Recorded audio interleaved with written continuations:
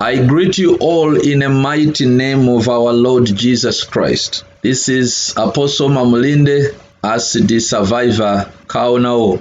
As you know, in moments like this, people like me deserves to be given audience. I am a survivor. We live in a time where most of the people are under fear. People are afraid. You find that rich people are afraid. Not only rich people, but also poor people are afraid. Not only poor people, but also politicians are afraid. What is troubling the world is a disease, a sickness.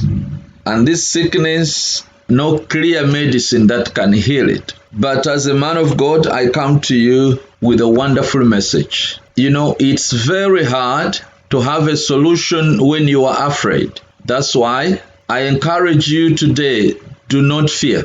Don't entertain fear. If there is anything that the media has done besides trying to publicize coronavirus, besides trying to inform what is happening, they are doing more releasing information which is based on fear. There is a lot of fear everywhere. And I would like us to understand that it's very hard to have a solution when you are afraid. Fear leads to a wrong direction. The way the world is afraid right now, it's as if there will be no tomorrow. I'm not trying to undermine or underestimate the nature of the virus that has invaded the world, but I'm trying to be realistic, like an informed preacher. I will tell you that coronavirus is not the worst disease or pandemic that has ever invaded the world.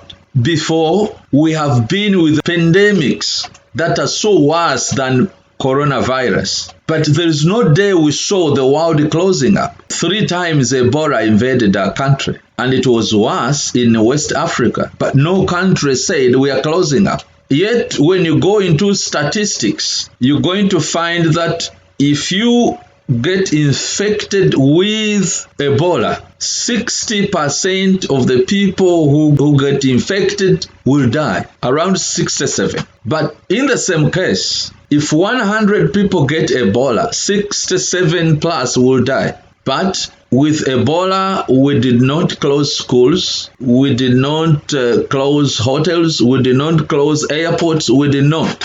Now, this coronavirus, if 100 people get coronavirus, it's only 3 who will die, but 97 people will live. So just imagine, if we did not stop other countries going to their country, closing airports and everything, why on this virus, which is likely to inflict less death than Ebola, that we find countries are closing up? There is a country in the Middle East. You find that in this country, people have been infected, nobody has died. You know, they have tried, nobody has died. You know, people have got the virus and they are under treatment, nobody has died. But the airport is closed, the schools are closed and everything. I think the media has instilled a lot of fear in the hearts of people. And always, it's very hard to get a good solution, a meaningful result based on fear.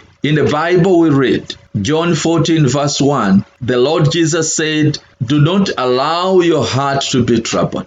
Believe in God and believe also in me." In 2 Timothy chapter 1 and verse 7, we read that God did not give us the spirit of fear, but the spirit of boldness. Also, Proverbs chapter 28 verse 1, it says that the wicked runs when nobody is chasing, but a righteous person is bold like a lion. Because of that, the Lord has guided us to be in prayer for 21 days, praying for Uganda, praying for the world, praying for all those countries that have been affected with this coronavirus problem, and praying for those countries which are not yet affected, that those countries which are affected, the Lord will bring healing. But those who are not yet affected, we are praying that the Lord Almighty will immunize and cause, raise the status of the immune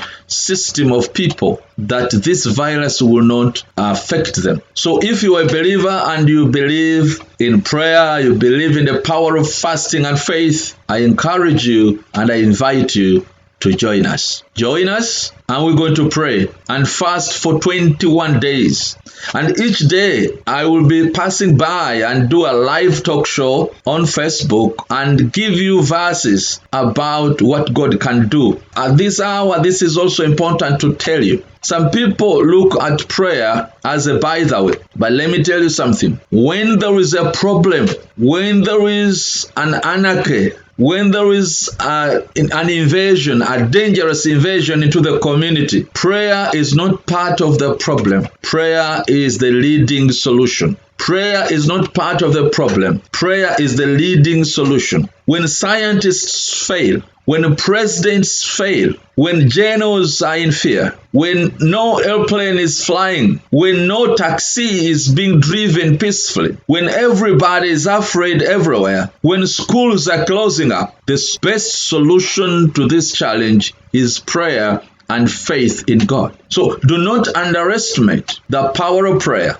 And nobody should try to underestimate the power of prayer. Prayer is not part of the problem. Prayer is part of the solution. And prayer must be prioritized, not undermined. Therefore, I invite you and I encourage you to join us from wherever you are in the world. And we're going to pray and call the hand of God. One of the leaders in the Middle East said that we are facing an invincible enemy. Now, if the enemy is invincible, there is a super invincible hand of God. That's what we are calling the Almighty God, omnipotent God. And his power is far beyond the power of anybody or the power of anything. This virus has exposed the fact that science at times cannot solve all the problems. Most times we get deceived as human beings that we are free, especially the advanced, so-called modern advanced countries. Regardless of the advancement in modern science, there are challenges that cannot be solved by a human being. That's why we're going to pray and fast for 21 days, calling God's power to download more scientific methods and knowledge into the heads of those scientists to get the medicine and treatment for this virus. But listen, do not at all base your heart and your life on fear, because when you fear, you cannot reach to a meaningful conclusive decision. I pray that the Lord will give you boldness and we shall go out of this. Before, the world has faced very dangerous pandemics and sicknesses than this one. So it's unfortunate that today people are more afraid as if this is the first pandemic to happen on the planet. Yet it's not so dangerous than those ones we have survived. Just thank God who enabled you to survive the previous one and look for a solution, but with hope and appreciation that God will cause us also to survive this one. May the Lord bless you. May the Lord preserve your life. May the Lord protect us all. May the Lord heal all those people who have been infected with the coronavirus and other sicknesses. And may the Lord help those who are not yet infected, that the immune system will raise up and that the Lord will cause your immune system not to be penetratable by this virus, that the Lord will preserve and protect those countries which have not yet been affected by this invasion. I pray that the protection and the power of God will be with you, and that daily I will be sharing this message with you, reading more verses and praying with you. Encourage your people not to fear, to be strong, because there is a day called tomorrow. The world is not ending tomorrow. The world is not ending today. The world is not about to close up. Continue to plan for the future of your children and your children's children. We are still around by God's grace and power in the mighty name of our Lord Jesus Christ. God bless you and keep you. In Jesus' name we pray. Amen. Amen. Amen.